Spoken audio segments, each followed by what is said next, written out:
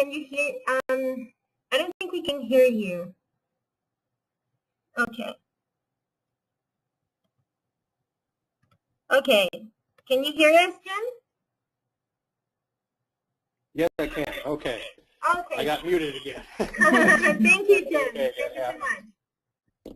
Good morning, everyone. My name is Jim Nelson. I'm in Springfield, Illinois this morning. I just paid my federal income taxes, and of course, so it's raining. So it's a perfect day to talk about things that are really important, and that is how do we really effectively engage manufacturers, and how do we make the case for certifications using the MSSC Certified Production Technician, Certified Logistics Associate, and Certified Logistics Technician. There are a number of things that you're probably running into as we do here in Illinois, and it is an ongoing issue of finding employers that A, know about the credentials that are available in the manufacturing space, and B, are willing to engage those credentials on an ongoing basis. So let's examine first of all who's the audience. And to do that, we have to understand what concerns manufacturers most today. Well, number one, many states are still bouncing around and trying to gain an economic foothold coming out of the recession. And just keeping the doors open and orders flowing is really the number one concern of manufacturers today, regardless of the size. The impact of the Affordable Care Act and how that's going to impact individual companies is critical. If your state is like Illinois, 95 to 98% of your manufacturers are already providing health care for their employees. But in terms of what additional requirements are going to be imposed by the Affordable Care Act, there's just some unknown factors out there, and it's causing great concern. And then, of course, there's also controlling spiraling costs for human capital, raw materials, and energy. Those frictional costs like workers' compensation, unemployment insurance, overall general state tax policy, and federal tax policy. There's a big question out there whether or not Congress is going to look at tax policy from a holistic viewpoint and make changes in the coming year. But there are a number of secondary foci that manufacturers are looking at. And number one is replacing older workers. On the national scale, the average age of the workforce in manufacturing is 54 years old. And manufacturers are slowly coming and facing the prospect of replacing aging equipment as well as software. And of course, there's questions always of succession. What happens when I retire, particularly for smaller manufacturing companies, mom and pops, things like that. So the other question becomes, is the skills gap real? Well, we know that technology is constantly advancing, and when education programs implement a program of study, they often, because of a disengagement between manufacturers and educators, they tend to teach at the same level year after year while technology continues to advance year after year. Student performance in STEM subjects, as we all know, continues to fall behind. And if your state is like Illinois, minimally 2/3 of all incoming college freshmen are required to take remedial math or remedial reading. And there are some experts out there, a particular study done at Yale University, that contend that simply increasing wages solves the problem. But you need to consider the following. For every 100 ninth graders entering high schools today, just 68 are going to graduate on time in 4 years with a high school diploma. That could be bad enough when we consider that means a 32% dropout rate. But at the bottom of the page is the real travesty. Of those 100 ninth graders, just 18 are going to end up with an associate's degree within 3 years or a bachelor's degree within 6 years of high school graduation. The rest of our students are falling off the bandwagon somewhere along the road. Some go into the military, some become baristas at the local Starbucks, but they're simply not making it through with a meaningful career that they can bank on. Nationally recognized organizations saw the problem and developed industry standards to meet the needs of their particular industry vertical. Among those, of course, are ACT, MSSC, and the other major ones, American Welding Society, National Institute for Metalworking Skills, and the Society for Manufacturing Engineers.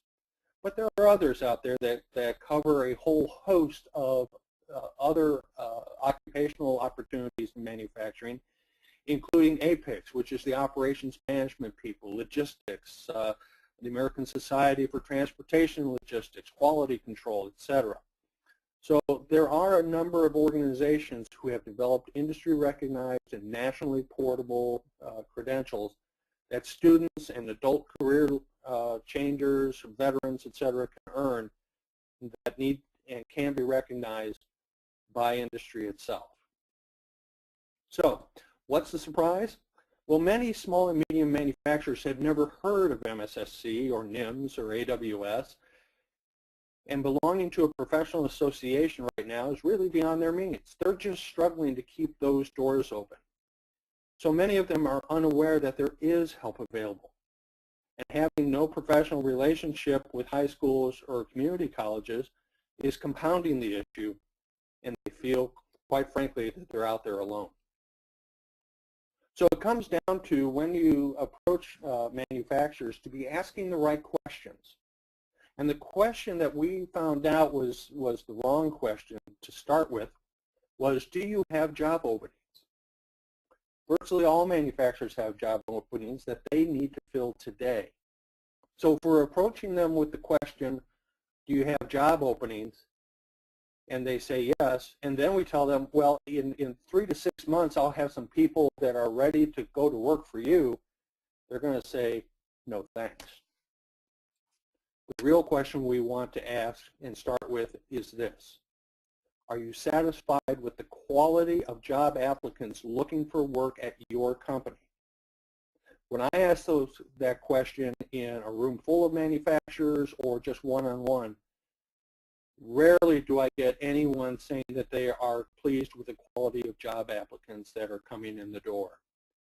So the follow-up questions are pretty simple. Do you believe that applicants have the right skills to help your company be successful, and do they have the right work ethic to be a good employee?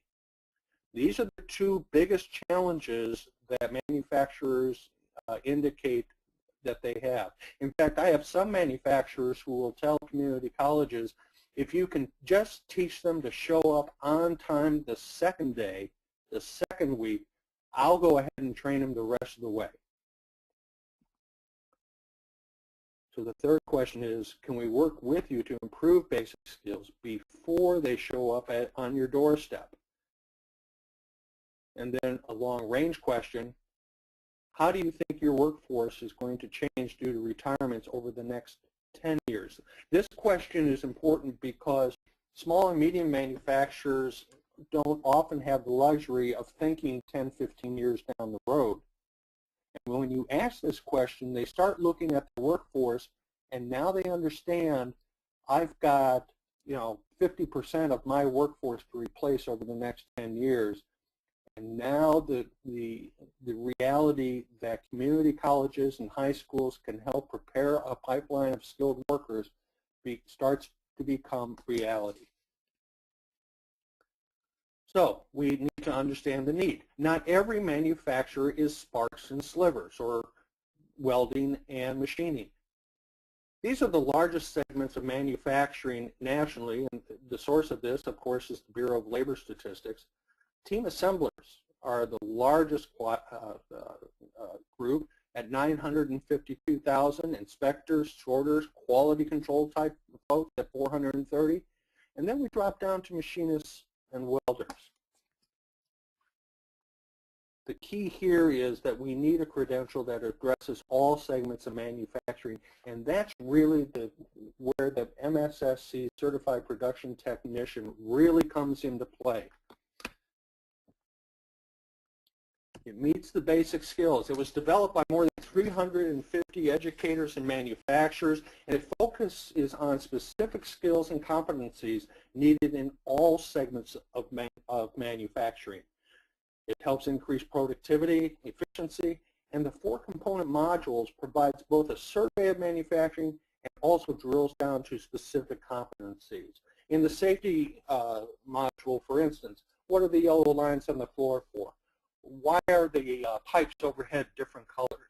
Why is it a really bad idea to wear flip-flops and Bermuda shorts in welding booths? It assures that applicants have been exposed to basic manufacturing competencies and is interested in a career. So let's look at the modules itself. In the safety module, we want to emphasize that it gets into personal protection and equipment, work area safety, hazardous materials, materials handling, tools and machining safety. Quality and continuous improvement module looks at blueprint reading, basic measurement, using precision measuring instruments, statistical process control, quality inspections and audits, preventive and corrective action, manufacturing processes. What are the materials, processes used in manufacturing? What are the tools and equipments that are used? Procedures. What about packaging and distribution? And of course, maintenance awareness. It looks at electrical, pneumatic, hydraulic systems, lubrication concepts, bearings, couplings, drives, and automation. When I show that 4-page syllabus to manufacturers, if they're in a group or even individually, within a couple of minutes after looking through it, they all almost universally say, where has this been? MSSC Certified Production Technician can cut an employer's individual training program in half. And I think that's a big value add to make sure that manufacturers know. What areas fit the needs of the employers? If you're looking at an area that really doesn't need all of these, but needs to focus in on some of the modules, focus in on those to the benefit of the employer, who after all is at the end of the day the customer. The other important part to talk to manufacturers about is a return on their investment. And these are some of the issues that have been shown through survey research. 77% ranked somewhat to much higher in key production activities. 70% score higher in key workplace issues such as timeliness, attitude, behavior, and that's huge for manufacturers. And 80% are rated higher in terms of key recruitment decisions and incentives, interviewing preferences, hiring preferences, increased wages and quicker promotions, etc. So I know I've gone a little bit fast through this, but I want to go back and I really want to emphasize some of the points. First, understand that manufacturing is more than welding and machining. I had an occasion to talk to a community college president who was telling me that his machining and welding programs were award-winning and had been around for more than a quarter century, and that he was certainly meeting the needs of his local employers. And I asked him how many welders would be used at the manufacturer that was outside his window and across the road. Well, it happened to be a Hostess cupcake factory, who of course doesn't use a whole lot of machinists or welders. But what they do use are mechanics. So once they had gone over and met that manufacturer, they added a curricula for mechatronics so that they were expanding the net of manufacturers that they were serving. So survey your district. Who's out there? What do they make? And what are their specific needs? Survey what you're already teaching. What occupations? What equipment do you use? Particularly, what software do you use versus what's being used on the shop floor? This goes back to what I was saying earlier about technology advancing. And it's important that we understand that if we're teaching even using software that hasn't been used on a shop floor since 2005, which is only 8 short years ago, we're not teaching to what's being offered on or what's being used on shop floors today. And that creates, again, the very definition of a skills gap. So don't be surprised if small and medium manufacturers haven't heard of MSSC or any other certification or program of study. The question is always about satisfaction with the quality and competency of applicants, not whether there are job openings. And of course, Amtrak decides to make a surprise visit. Know specifically how MSSC curricula begins to close that skills gap to benefit the employer. Put the information in the hands of the employer. There's an employer toolkit that's available to you on the MSSC website, and it's some very good background materials that you can put into the hands of your manufacturers so that after you leave, they can refer back to what you've already told them, and it's there in black and white for them. Acknowledge that employers and educators need a better sustainable relationship for both to be successful. And the way I've approached manufacturers in this instance is to say, we need to have better skin in the game. And that skin in the game really comes in the form of providing worthwhile internships for students that put into practice what's taught in the classroom, externships for faculty, and some assistance with making sure that we have up-to-date equipment and software. Many machine shops, I'll recommend to them, if you're buying 5 licenses for software for your machine,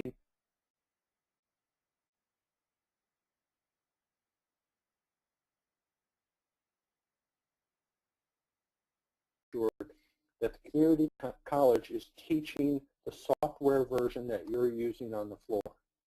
And likewise with externships for faculty, when faculty comes in, whether it's for a day or for a week between terms, they're going to sidle up next to the best machinist or welder or baker or quality control tech that you have. And pretty soon that employee is going to say, let me show you a trick that we've learned. Well, that trick's going to go straight back to the classroom, and again, the education system is going to be teaching the practices and technologies and processes that we use today. So there is always an ongoing and specific input to assure continuous improvement for programs of study. The other point I want to make about internships is that it immediately gives 2 benefits to both sides of the house. The benefit to the manufacturer is very simple. If his intern is well prepared and the manufacturer recognizes that, he's going to offer him full-time employment, him or her, full-time employment.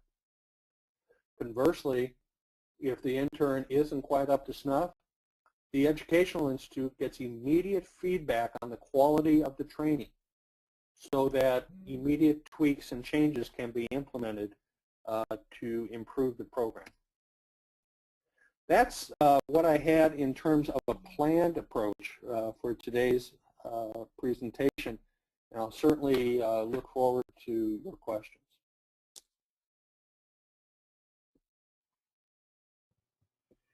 Thank you, Jim. Thank you for your time. Well, this is very impressive. I hope this is very helpful for everybody. We are open to your questions. If you have any, please feel free to write it down so we can talk about it more.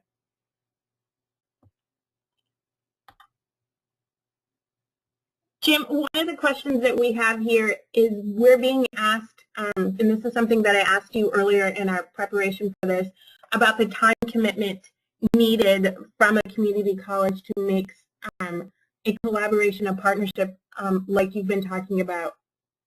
What is the time commitment needed? with this, keeping in mind that most of these folks have full-time jobs of teaching and running other programs. Right, and there are, there is a need to have a single point of contact for local manufacturers, and it's always helpful, I believe, to have someone who has some experience in manufacturing so that there's an immediate connection made between the two people. There is a need for ongoing recruitment of manufacturers because if we're looking, you have to be a pretty big manufacturer to have an ongoing need for new workers.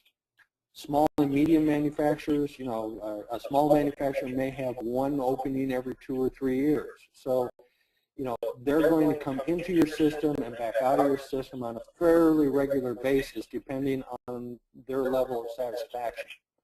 Medium manufacturers, they could be replacing 3 to 50 people every year if we define medium as 500 employees or fewer.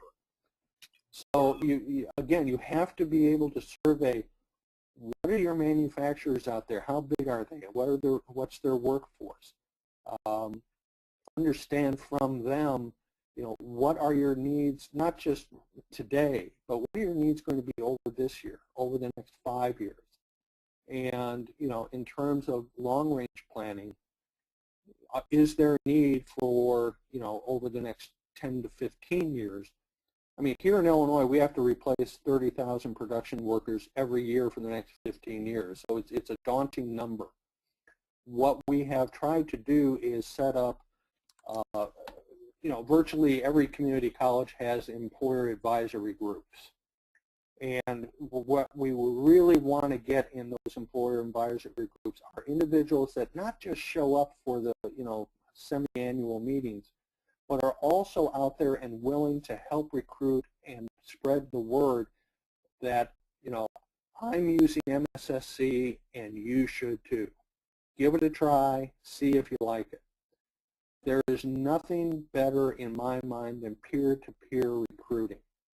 But here again, those manufacturers, those true believers that are part of your advisory boards really need to have a single source of contact so that when they're talking to their peers and they need some help, they can call somebody who has that information and can, fill in the gaps in terms of this is what we teach at Nelson Community College, here's how we teach it, and here's why we've chosen these verticals.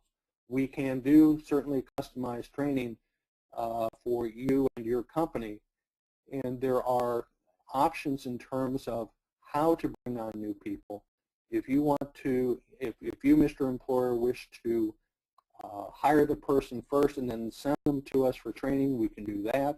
Or we can do this through the internship process, or when you have job openings, give us a call, 4 to 6 weeks in advance, and we'll get you the resumes of those who are completers or soon to be completers in the programs of study that affect your area. So hopefully that's a little helpful.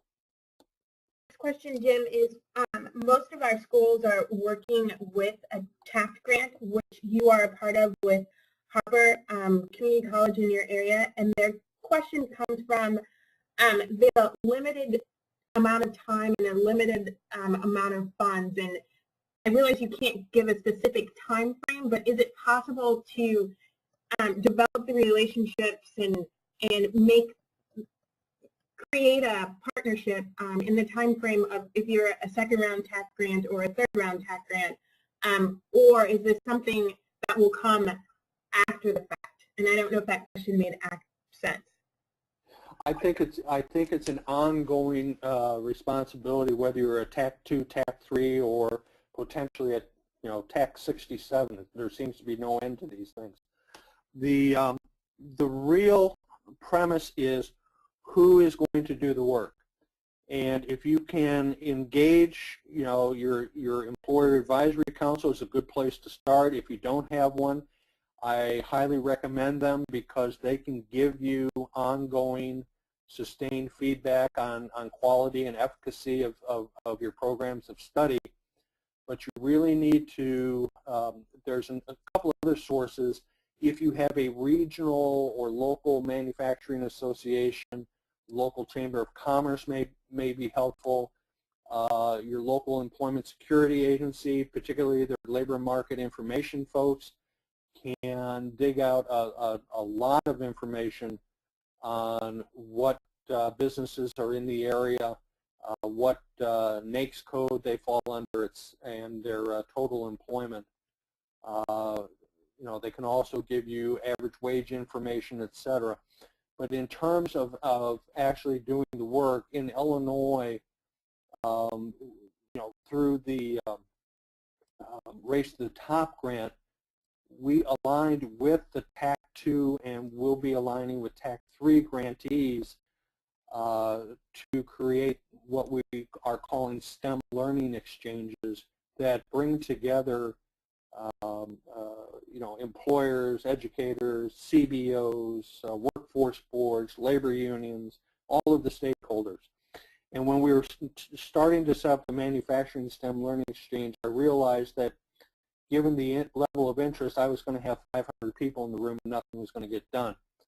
So I have created 9 different regions in the state of Illinois from north to south for regional STEM learning exchanges that are based on community college districts. I use the community college district because that gives me a defined geographic area, which gives me a defined number of feeder high schools, and also gives me a defined number of local manufacturers that are the customers of the community college. So we implemented our program of study through Harper and the TAFT 2 schools, of which there are a total of 21. And then we're using that as a pull model, utilizing dual credit into the district high schools so that we can start actually training MSSC as early as the 11th and 12th grade. So that's another approach that you can use. If you have a statewide manufacturing association, that would be also a good place to give a call and see what they're doing and see how you can partner with them and their ability to reach manufacturers. You know, I will forewarn everyone, in Illinois we have 19,000 manufacturing firms, of which 4,000 are dues-paying members of the Illinois Manufacturers Association. So although we advocate for all of manufacturing, you know, many manufacturers, as I said earlier, you know, don't have the wherewithal to be part, and you know, outreach to them needs to be a little different. In saying that, I would also recommend that initial outreach not be done by email. Email has become, as everybody on this call knows, a lot of white noise. You know, how many emails do you get a day that you don't even open, you simply delete?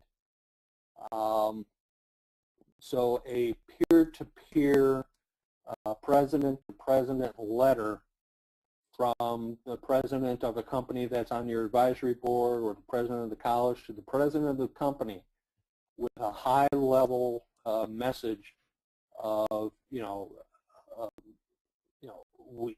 if you're a community college, we understand the skills gap. We understand that, you know, your company is likely to have an average age of your workforce of over,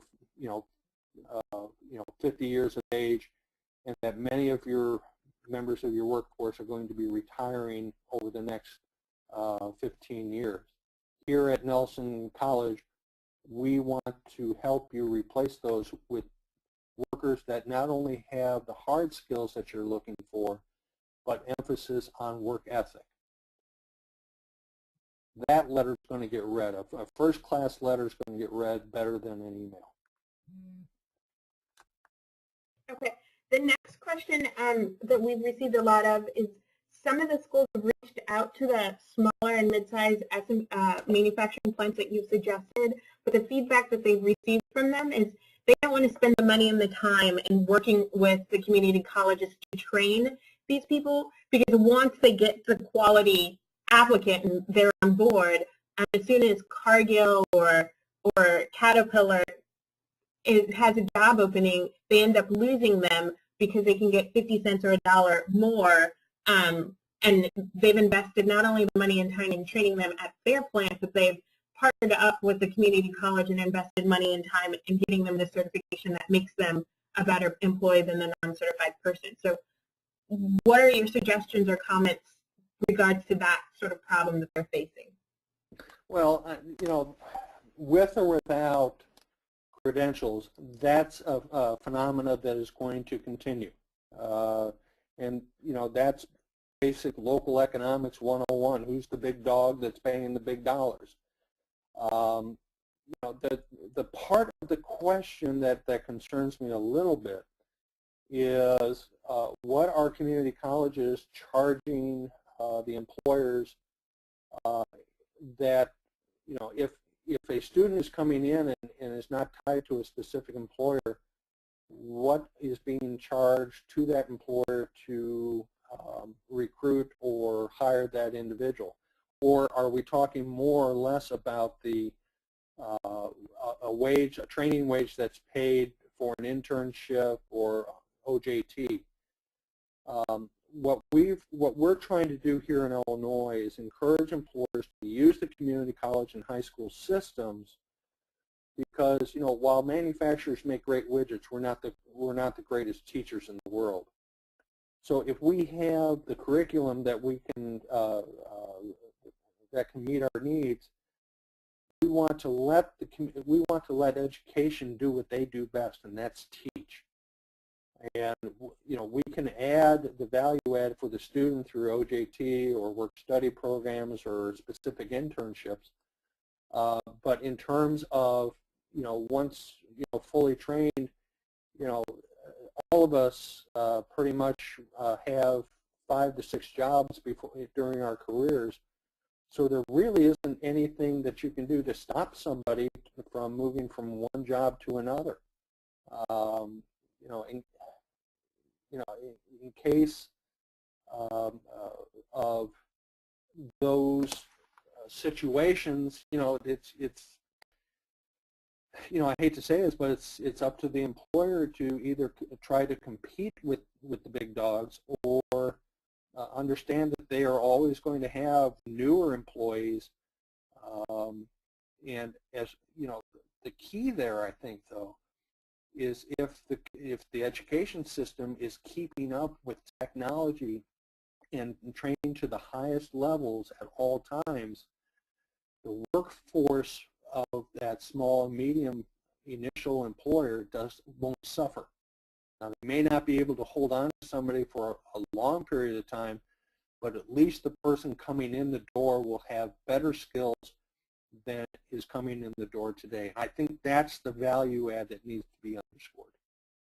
Okay, I'm going to take 2 more questions, and then just a little brief administrative note. We are recording this. As you can see, Jim has made his contact information available to everyone, so don't feel like you have to go through Kara or I to get him. So please feel free to contact him if you've got more specific questions about what your community college and or your consortium is doing, and if he can help. Like, he's made himself available, so I know he's willing and wanting to help you guys be as successful. And then we will send up a follow-up of all of this information so you can utilize it as you're moving forward. But Jim, one of our last 2 questions is, they've asked, is there a difference between talking about CPT and CLT when you're communicating with industry? It depends on what the employer has told me are the critical needs he or she faces. You know, if an employer is using a commercial shipping company, for instance, I really don't need to talk to them about their transportation needs. However, if I notice that they've got a big warehouse and they have a lot of parts flowing in and out, yeah, then we're going to talk a little bit about CLT to address logistics issues that they may have. Perfect. And the last question is, I'm sorry, Jim. I was going to say, while I was talking there, it dawned on me, many of you have probably run into the employer that says, or maybe many of you, if you're a community college, have said, we don't really see the value in this certified production technician thing because we don't have a single employer who's asking for it. And when I talk to manufacturers, the rejoinder I get is, well, we're not asking for it because nobody's teaching it. So it's a little chicken and egg thing. So part of my plan for 2014 is to really push that employers need to start asking for credentials as NIMS desired, AWS desired, American Quality Society desired. We can't really say required yet because we run into the issue of potential disparate impact if none of our current employees were required to have that credential. We can't require it of new employees. So we can say they're desirable until everybody on board has them. But we either need to roast the chicken or hatch the egg. One of the two ends of that spectrum needs to change if we're going to really instill the value add for credentialing. So I wanted to plug that in. So next question. Last question. You touched on it briefly. You mentioned that you were working with high schools to create a pipeline, a feeder into your community colleges and on. But the bigger question with working with high schools is what are you doing with regards to the dark, dirty, and dangerous, the dull, every single bad deed that you can think of that's associated with manufacturing, and many, many parents out there who don't think that they want their child to work at Cargill or Caterpillar or even a smaller SME. One, because they have a fear that manufacturing is going to shift back overseas, but two, again, the 4Ds, the 3Ds, the dark, dirty, the dull, the dangerous. What are you guys doing, your consortium and or the Manufacturing Association, with regards to addressing that issue? Here's what we're doing, and it's a great question because we really do need to move the needle on the perception of manufacturing. And there's a few ways to go about this. Every manufacturer I know goes to every job fair, whether it's at the community college or the high school or the community center or what have you. I've taken to telling my members, don't go. Host a job fair at your company. Open the doors. We need to get people inside manufacturing plants so that they can see firsthand what modern manufacturing plants look like. They're bright, they're well lit, they're clean. Many, because of the sensitivity of automated equipment, robotics, and computers, etc., are climate controlled. And when I ask manufacturers to host, I want them to invite 3 different groups of people. Number one, of course, are the students or veterans or career changers, those who are considering manufacturing as a career. Secondly, though, and probably this is the most important group, I want their mothers to come in. I don't care how old you are. We don't do anything unless it pleases mom. And that's just a fact of life. And the third group I want in are guidance counselors, so that they can see firsthand also that manufacturing isn't the dark, dirty, and dank sweatshop it was in the 1920s. Another thing that can be done, if you look at the bottom of the slide that's up on the screen now, last Friday was Manufacturing Day nationally. Here in Illinois, we ran into a little problem that if your school district began the fall semester prior to Labor Day, Friday, October 4th was the last day for midterm exams for the fall semester. Not a real good day to be pulling kids out of school for factory tours and manufacturing day events. So we asked our governor, Pat Quinn, to declare October Manufacturing Month in Illinois to give better flexibility for school districts and manufacturing plants to coordinate activities on a statewide basis. We have about, at last count, over 80 manufacturing day type events that go from the end of September to November 2nd that we can, we will be bringing thousands of Illinois high school students through manufacturing plants. We have a couple of events that will have well over 1,000 kids from feeder high schools touring plants, going to the community college, looking at the program of study there, have a provided lunch, have a keynote speaker come in and talk about manufacturing careers. A third thing that you can do is on career nights, I've gone and talked to student groups on career nights, and I always invite their parents.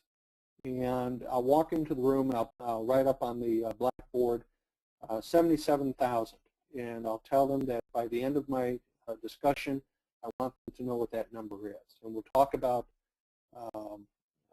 jobs in manufacturing and the importance of sticking with math and science. And I'll start to sit down, and somebody will say, well, what about the 77,000 number? Oh, well, has anybody figured out what that number means yet? And nobody, of course, has done so. So I'll say, well, let me put a dollar sign and 2 zeros behind it. And then kids start sitting up in their chairs.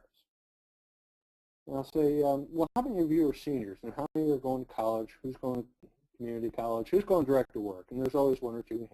Well, what kind of job are you going to get? Well, I'm going to get a good job. Well, what's a good job pay? And depending where you are in the state of Illinois, a good paying job for a high school senior is $10 to $15 an hour.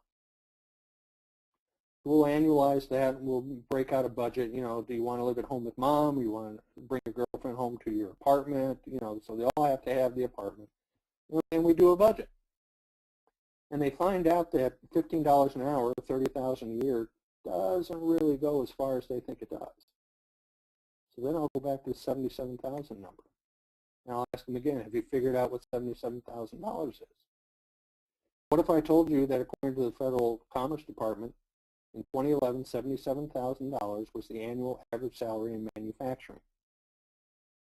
Now I've got them all sitting up ramrod straight in their chairs. And then I'll say the key question. What about that apartment you wanted? And one kid always gets it. Apartment? I can buy a house. And that's what we're talking about. We're talking about manufacturing jobs, middle-class jobs. I've had parents come up after the discussion and ask if I had any job applications on me. And I always refer them to their local community colleges. So it's a great place to start that process. So there's a number of ways to move the needle. And it's certainly something that we're engaging in here in Illinois, and something that everyone needs to engage in nationally. Well, Jim, thank you so much. I believe I speak with everybody. I think everybody says thank you also, because this has been just amazing. And we just want to remind you, everybody, that we have the presentation, and we will have a survey that we will send to you in the next week. So you can use it, and you can also help us out and review our webinar. And at the same time, remember that we have the Employers Outreach Toolkit in our website. So if you have any questions after this webinar, please feel free to send an email to Jim or Tina and I. He's available, and we're also available. So I hope this has been great for you too. And well, I'll hope to see you soon in another webinar. And again, Jim, thank you so much. It has been Amazing. Thank you so much. Thank you, everyone. Okay, bye-bye.